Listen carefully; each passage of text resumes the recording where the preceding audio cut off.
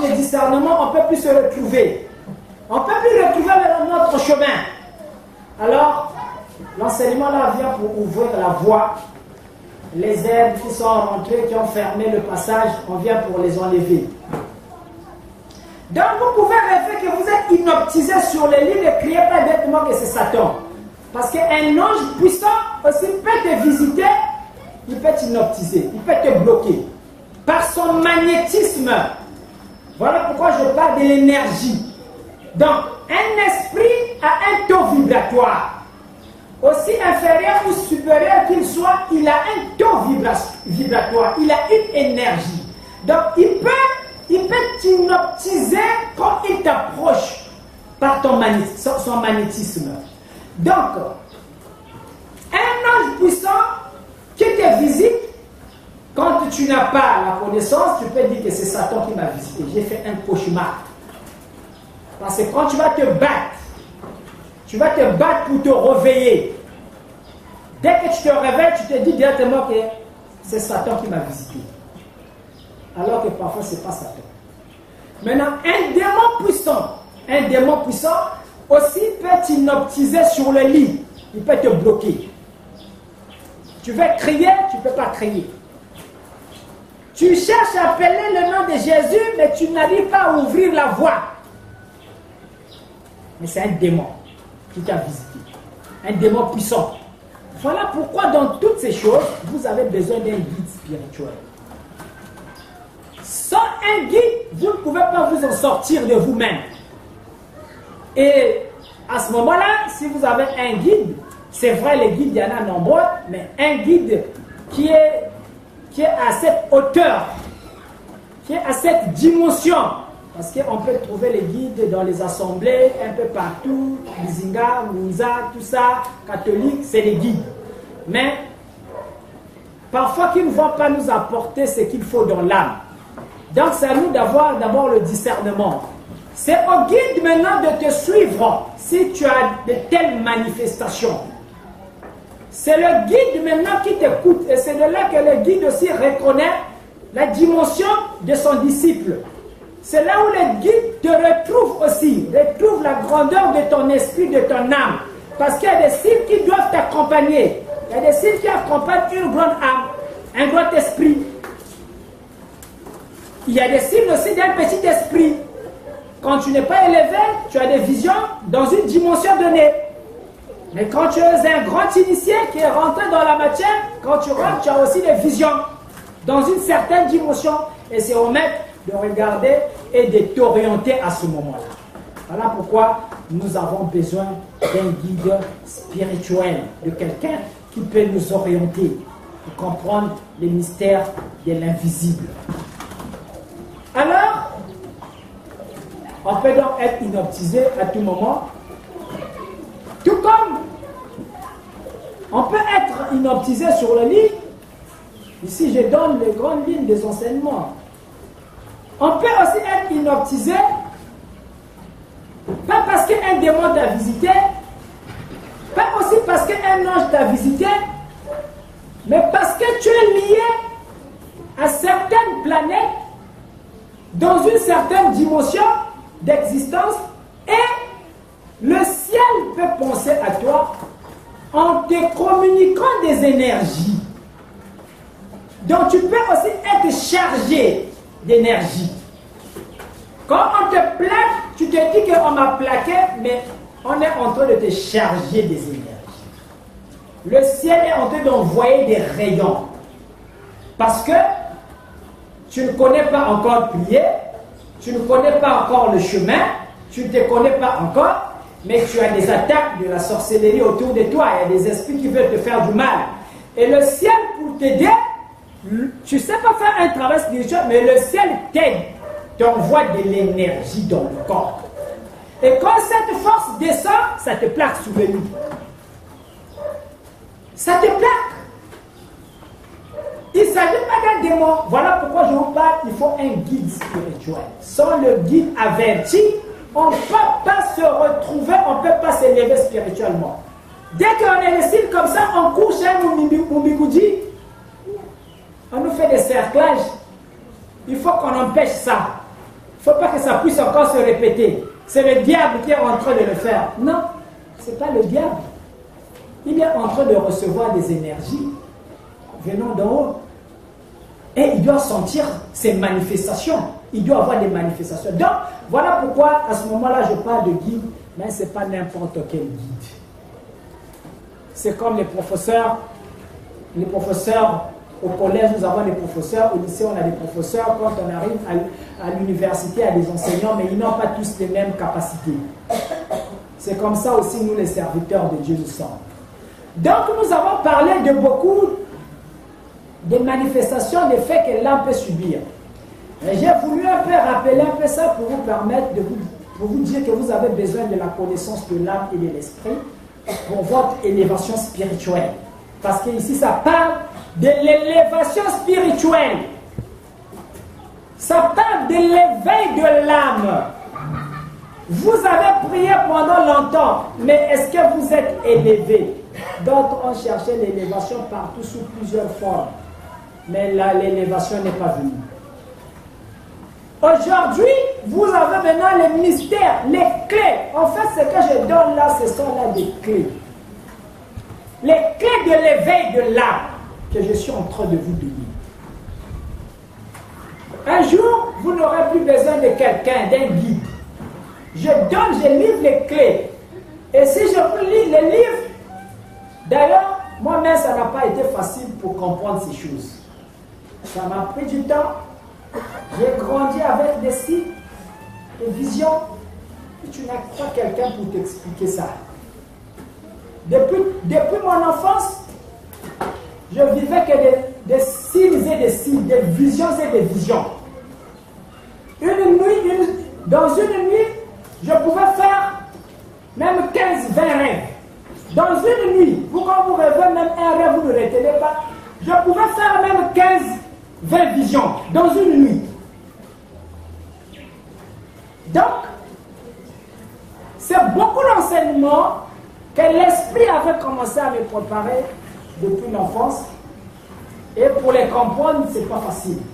C'était pas facile. Il fallait grandir avec ça comme ça. Jusqu'à un âge donné.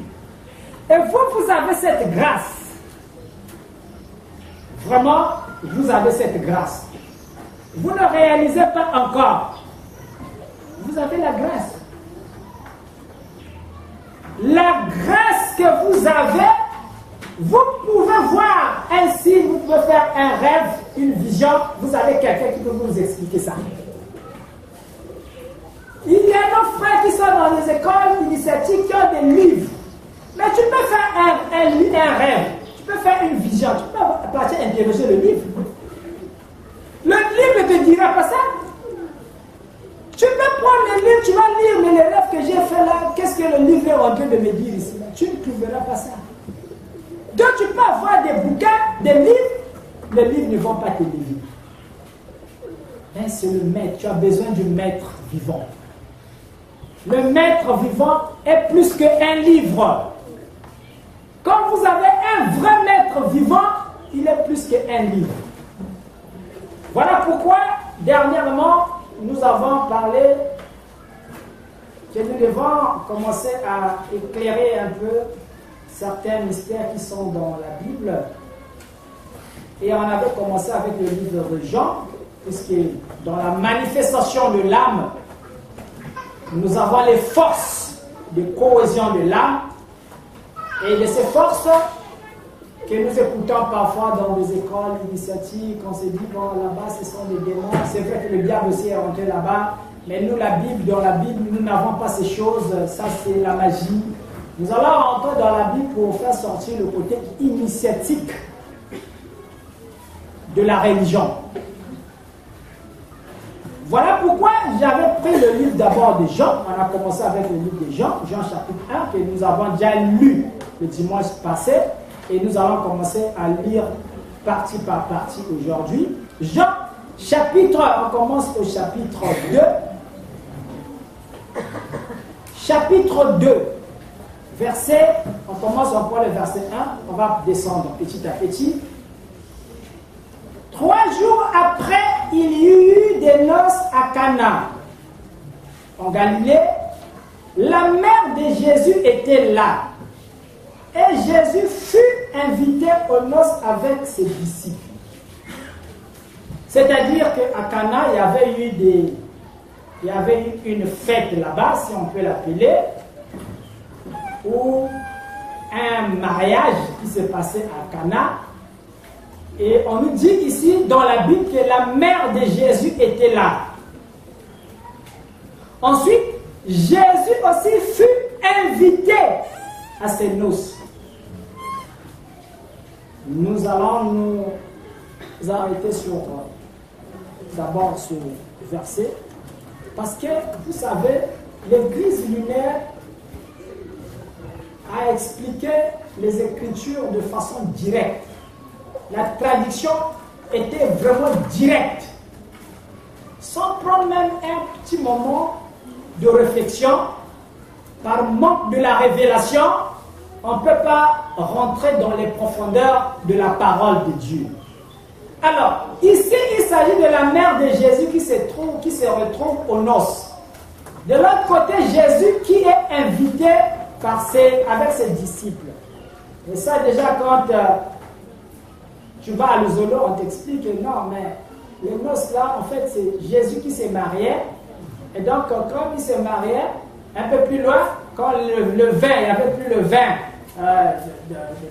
dans la fête, il était obligé de faire un miracle pour que les gens puissent boire. Donc ça, c'est la traduction. On ne sait même pas quelle forme de traduction on va appeler ça. Mais qu'à cela ne tienne, on va prendre le côté sacré des enseignements. Donc, ici, la mère de Jésus. Si on a symbolisé la femme aux noces, la femme n'est que la représentation de l'Église. Il ne s'agit pas ici de la mère de Jésus étant que mère biologique. Les noces, aujourd'hui, William Branham est venu pour préparer l'épouse du Seigneur. Mais il ne s'agit pas d'une épouse étant qu'une femme. L'épouse que William Branham est venu préparer, ce n'est pas une femme qu'on va partir trouver quelque part. L'épouse, c'est toi et moi. L'épouse, c'est toi et moi. Et aux noces ici, c'est toi et moi qui se trouvent aux noces de Cana. Aux noces de Cana, c'est toi et moi. Et la mère ne représente que l'Église. Marie, c'est l'Église. Et Jésus est invité aux noces aujourd'hui. Il vient avec ses disciples aux noces de Cana. Il vient voir l'Église. Jésus rentre dans l'Église. Il vient nous rencontrer. On va continuer. Vous allez comprendre qu'ici, ça parle que des mystères. Au verset 3, on dit « Le vin ayant manqué, la mère de Jésus lui dit « Ils n'ont plus de vin. » Le vin ayant manqué, c'est-à-dire pendant la fête, Malaf me manisa. Baba tu me malaf na fête, maintenant Malaf me manis na fête. Là aussi, les souleurs ont récupéré ça. Ah, Malaf vanda pour la fête. Jésus vanda pour ma mère ici vanda pour. Malaf vanda. Bat pour noaka. Alors, on continue, on est en train de vous éclairer. Jésus lui dit, Jésus répondit, après que man et Jésus me pointe dans Jésus, d'ailleurs, il y a que fait à Batchabangana, Baba me cuisca la cuisa, maintenant, il faut faire à Bangana, Manissa, il y a un problème dans maman et Jésus. Il faut Jésus maintenant, il y a ça que Batchabangana. Vous voyez pas déjà là, ça n'a pas de sens. Il y a que fait à Batchabangana, Bangana non malafoba, bébé me cuisa ben kaka. Malafoba manissa, il y a beaucoup de problèmes avec nous. Même quand on a des manifestations ici, Baba, tu t'es cuisa, il est moi, j'ai des fruits, mais c'est de connaître. S'il y a manissa, il y a Il y a que tête cool, c'est pas son problème, elle ne soit pas elle me connaît. Mais ici, Jésus est concerné. La mère de Jésus aussi est concernée. La mère qui dit qu'il n'y a plus de vin. Malaf qu'il y avait. Les vins manquent. Verset 4. Jésus lui répondit, femme, qu'y a-t-il entre toi et moi? Entre moi et toi? Mon heure n'est pas encore venue. Jésus, que vous dites, ma mère, les mamans qui ne sont pas moins que ma laf ne manis na fait, Jésus, que vous dites, que mais, qu'est-ce que vous avez dit, que on te dit, na moun. Ntangu ya moun na bunya lunga. Mon heure n'est pas encore venue. Mais quelle heure? C'est l'heure de sa mission. La mission avec l'Église. Jésus était venu pour l'Église. Il avait une mission avec l'Église. Et la mère, c'est l'Église qui disait à Jésus, mais on n'a plus le vin. Et aujourd'hui, quand vous rentrez dans les églises, vous allez voir qu'il n'y a plus le vin. Le vin ici, c'est la parole de Dieu. C'est l'enseignement. Il n'y avait plus rien dans l'église. Quand les gens écoutent la parole, ils dorment dans l'église. Vous voyez les gens qui sont en train de dormir. Allez dans les missionnaires dans mon pays, vous allez voir, pendant que les prêtres, les pasteurs ont été de prêcher,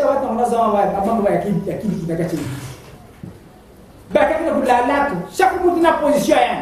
Pourquoi? Parce que le vin là, ça ne saoule plus les gens. Il n'y a plus de vin dans l'église. Donc, quand Jésus arrive sur la terre, il n'y avait plus le vin. Et l'église était en train de demander qu'est-ce qu'il y avait dans la laf. Bamaba on a prêché, mais qu'est-ce qu'il y avait dans la wakataki, mais qu'il a compris, il y avait atakima.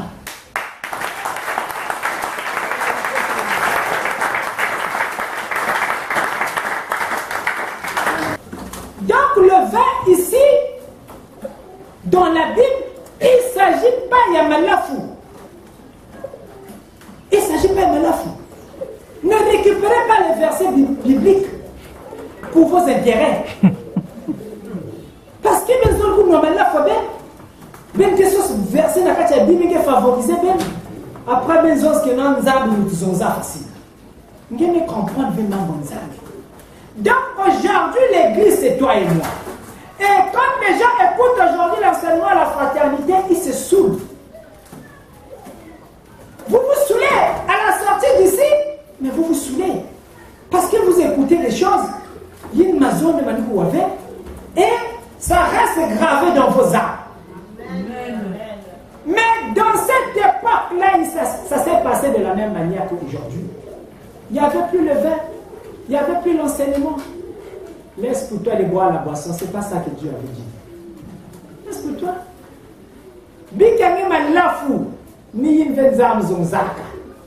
Nous allons continuer pour vous faire comprendre qu'il ne s'agit pas ici là de la boisson. Les soulats seront découragés comme les mamans qui vendent des maniocs. Bon, mais c'est l'enseignement. Verset 5. Sa mère dit au serviteur, faites ce qu'il vous dira. Verset 6. Or, il y avait là 6 vases de pierre destinés aux purifications des